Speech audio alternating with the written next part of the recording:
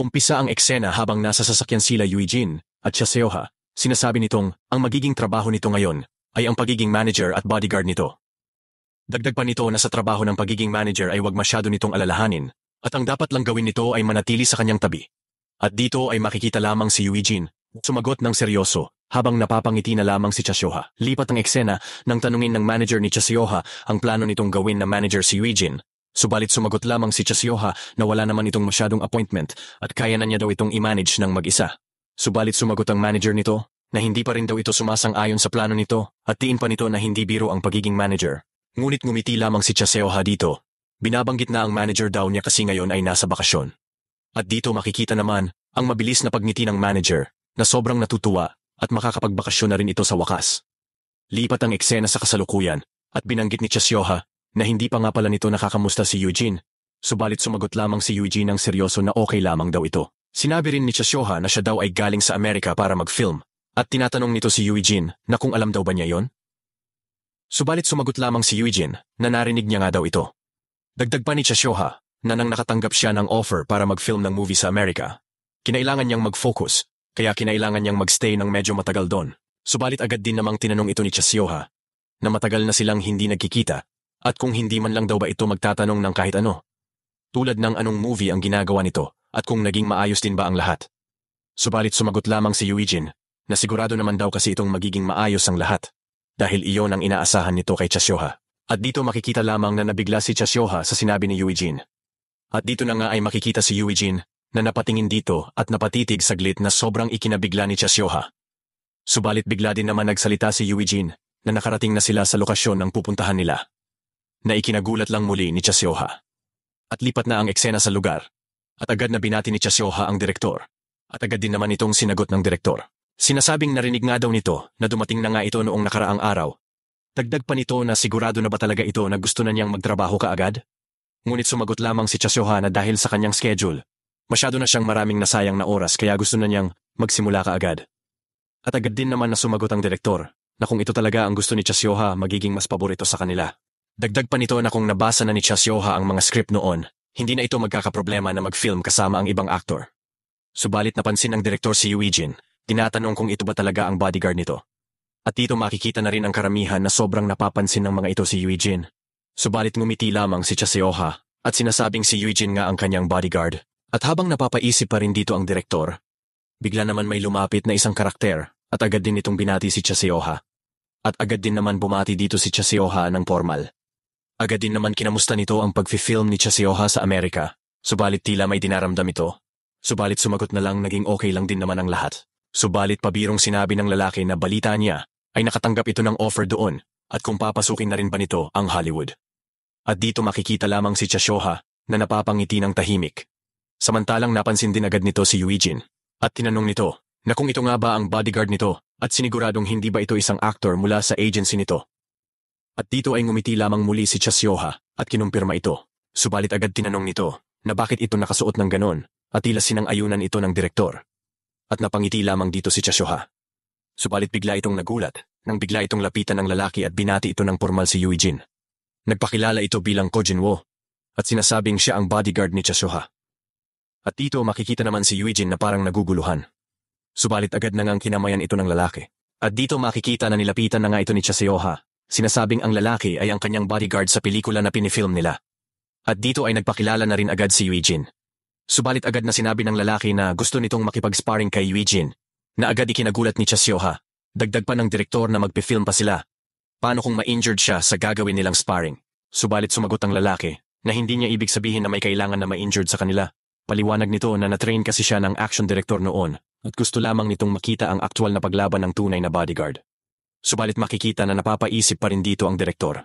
Subalit nang sagutin ito ni Eugene na madali lang iyon, bigla naman na may lumapit na staff. Sinasabing ang isa sa stuntman ay hindi makakapagtrabaho ngayon sa kadahilanan na na-injured nito ang kanyang kamay at kasalukuyan itong ginagamot sa hospital. At dito makikita ang pagkabigla ng direktor. Sinasabing, wala na bang iba na makakapalit sa posisyon ng stuntman? Subalit sinagot ito na ang iba ay ibang-iba sa katawan ni Ko Jinwoo. At dito makikita ang pagkadismaya ng direktor. Sinasabing marami pa naman silang scene na dapat gawin ngayon. Subalit agad din naman sumagot si Kojinwo na baka pwede niyang gawin ang ibang stunt. Dagdag pa nito na nagawa naman nitong mag-exercise ng regular ng mga nagdaan na araw. Subalit sinagot ito ng staff na ang isa sa stunt na gagawin ay ang pag-akyat nito sa lubid. Sinasabi pa nito na mabilis itong isipin pero napakahirap nitong gawin. Dagdag pa nito na ang karakter sa pelikula ay may tinatagong abilidad, kaya kailangan itong gawin ng maayos. Sinasabi pa nito na kahit ang aktor na gaganap dito ay kinakailangan ng matinding pagsasanay para magawa ito ng maayos. Subalit biglang nagsalita si Chasioha na naalala nito ang pagsasanay ni Eugene sa pag-akyat sa lubid na tila walang kahirap-hirap kahit gaano pa man ito kataas. At dito nga ay makikita ang pagkabigla ng lahat. Subalit agad din naman sumang-ayon ang direktor. Sinasabi pa nitong magkasingkatawan nga rin sila ni Kojinwo. Subalit pabulong na sinabi naman ni Chasioha na mas matangkad naman si Eugene. At dito makikita ang mukha ni Kojinwo na nadidismaya sa sinabi nito. Samantalang sinabi naman ng staff na kailangan muna nila itong subukan. At lipat na nga ang eksena sa lugar kung saan aakyat si Eugene gamit lamang ang lubid. At dito makikita ang mga tao na nag-aalinlangan na kung magagawa ba talaga ito ng bodyguard ni Chasioha. At habang naghahanda naman si Eugene, ay patuloy naman itong pinag-uusapan ng mga tao na kahit ito ay totoong bodyguard, marahil hindi nito magagawa ng maayos ang stunt. Samantalang makikita naman ng staff na kinakausap si Eugene, sinasabing kailangan magpalit ni Eugene ng damit para maging komportable ito sa gagawin nitong stunt. Subalit sinagot lamang ito ni Eugene na hindi na iyon kailangan. At wala na nga itong nagawa at napabuntong hininga na lamang. At dito makikita na ngang nagsimula na si Eugene na umakyat. At makikita ang sobrang pagkabigla ng lahat. At patuloy na ngang umakyat si Eugene hanggang maabot nito ang tuktok. At makikita ang sobrang paghanga dito ni Kojinwo. Sinasabing maliban sa itsura nito, isa rin itong talentadong tao. At habang napapangiti rin si Chasioha, makikita naman ang patuloy na paggawa ni Eugene ng mga stunt na sobrang ikinagulat ng lahat. At habang patuloy lamang ito sa paggawa ng stunt, makikita rin dito ang sobrang paghanga ng direktor sa mga kaya nitong gawin.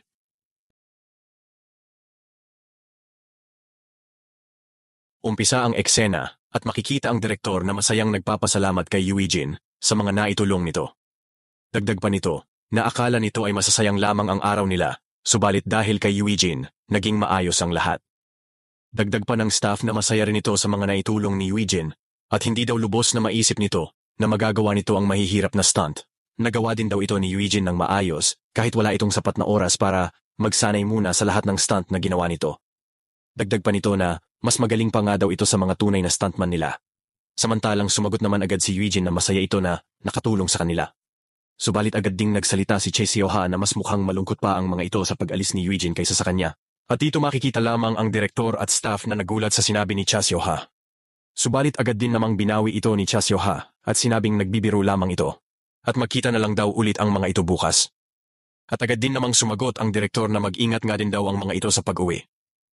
At nang pag-alis na nga nila Eugene, agad din naman nilang napansin si Kojinwo. At agad itong tinanong ni Chasioha na kung hindi pa rin ba ito uuwi. At sumagot naman agad ito nang pauwi na rin daw ito. Subalit agad din itong nagpasalamat sa mga naitulong ni Eugene. At marami daw itong natutunan sa kanya. Banggit pa nito na natuwa rin ito sa security company. Subalit ang nakakahiya at pagkakaiba nito ay ginagawa niya ito sa pag-film ng drama. Subalit agad din nitong sinabi na wala ba talagang balak si Eugene na maging artista. Dahil masasayang lamang daw ang itsura nito. At agad din itong ibinigay ang calling card nito. Sinasabing tawagan lang daw siya nito pag nagbago na ang isip nito. At pabulong pang sinabi nito na ipapakilala siya nito sa maraming magagandang babae. At makikita naman dito si Chasioha na naiinis sa mga pinagsasabi nito. Samantalang lipat ang eksena habang nakaalis na nga sila Eugene. At dito makikita si Chasioha na masayang nagpapasalamat kay Eugene sa lahat ng naitulong nito. Habang naalala rin nito ang masayang pagtanggap ng mga kasama niya kay Eugene. Dagdag pa nito na kahit di nila sabihin, kita sa kanila ang pagkagusto nila kay Eugene, lalo na si Kojinwo. Subalit agad din nitong binago ang usapan mula sa ginawa niyang pag-film sa Amerika.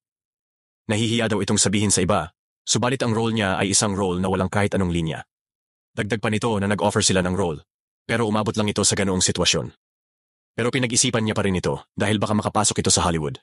Pinagtuunan niya ito ng oras sa kabila ng kanyang schedule para makipag-meeting sa SW representative at foreign agencies. Sinasabi pa nitong sobra siyang na-excite sa una, pero ang resulta ay hindi tulad ng inaasahan niya at ang terms ay sobrang baba. Sinabi pa nitong akala niya ay nagagawa na niya ng maayos ang kanyang trabaho sa Korea, subalit nang maharap na siya sa global market, sobra lang siyang nadismaya sa kanyang sarili, na naging sanhi ng pagka-drained nito sa trabaho. Subalit agad din naman itong ngumiti. Sinasabi nito kay Eugene na isa itong good listener, na hindi nito maisip na mas bata pa ito sa kanya. Subalit agad din naman sumagot si Eugene na huwag itong mag-alala at hindi niya sasabihin ang sekreto nito. Subalit agad ding natulala si Chaseoha sa sinabi ni Eugene at natawa habang sinasabi na, hindi naman ito ganun kaseryoso. Subalit makikita naman si Eugene na naaalala ang mga kasama nito habang sinasabi ni 06 na sana daw ay katulad niya si 032 kung paano makinig sa kanya dahil lagi na lang daw itong gumagawa ng sobrang ipinag-aalala niya. Ganoon din si 03 na nagsasabi ng pananaw nito kay 02 na hindi niya daw ito mabasa maliban lamang kung gagawa ito ng expression sa mukha. At makikita rin dito si 04 na nagsasabi ng pananaw kay 02, sinasabing maaaring okay sa iba pero sa tuwing titingnan daw siya nito, nakakaramdam ito ng panlalamig. At dito makikita rin si Mad Dog na nagsasabi ng pananaw sa grupo na hindi niya daw ito makontrol simula pa lang. At habang tumatagal ay lalo itong lumalala. At inis pa nitong sinasabi na sa kahit anong paraan, kailangan nitong makahanap ng paraan para makontrol ang mga ito. At lipat ang eksena sa kasalukuyan at makikita lamang si Chaseoha na nakatitig lamang ito kay Eugene. Subalit agad din niya itong sinabihan na sa tingin niya ay magagawa nito na maging maayos din ang lahat tulad ng pagkakakilala niya dito. At dito makikita na sobrang nagulat si Chaseoha sa sinabi ni Eugene. At sa pagtitig ni Eugene sa kanya, agad itong nagsalita na baka gusto ni Eugene na tumigil muna sa kanyang bahay. At habang nagtataka si Eugene, agad din naman itong nagsalita, nagdadahilan na matagal ng bakante ang bahay nito, kaya hindi ito mapalagay sa gabi. Sinasabi pa nitong baka pwedeng tingnan ito ni Eugene ng kahit saglit lamang. At agad naman na pumayag dito si Eugene. At makikita na biglang natahimik dito si Chaseoha na tila may iniisip pang iba. Lipat ang eksena at nang makarating na nga ang mga ito sa kanyang bahay. At sa pagbukas ng pinto nito, biglang may nagsalita at makikita na ito ang nakakabata nitong kapatid. Agad na sinagot ito ni Chaseoha, galit na tinatanong nito kung bakit ito nandoon. Subalit sumagot lamang ang kapatid nito, na inutusan daw kasi itong magdala ng side dish sa kanya ng kanilang ina. Subalit agad din itong nagulat sa pagkakita kay Eugene at agad niya itong nakilala. Samantalang lipat ang eksena sa lugar ni Jie at tinatanong nito kung nakagawa ba si Eugene ng kaguluhan. Sinasabi nitong si Chaseoha mismo ang nag-request dito, subalit bakit niya ito gustong palitan ng pagkalipas lamang ng isang araw. Subalit agad din namang sumagot si Chaseoha na walang nagawa si Eugene ng kahit anuman, sa halip na gawa nito ng maayos ang lahat. Subalit nagtataka, tinanong muli ni Jie si Chaseoha kung ano ang dahilan nito. Subalit ngumiti lamang ito kay Jie. Samantalang agad din naman binago nito ang usapan. Tinanong muli ito ni Jie, kinukumpirma ang hiling nito, na gusto ba talagang dagdagan pa ni Chaseoha ang mga trabaho nito? At agad naman na sinagot ito ni Chaseoha.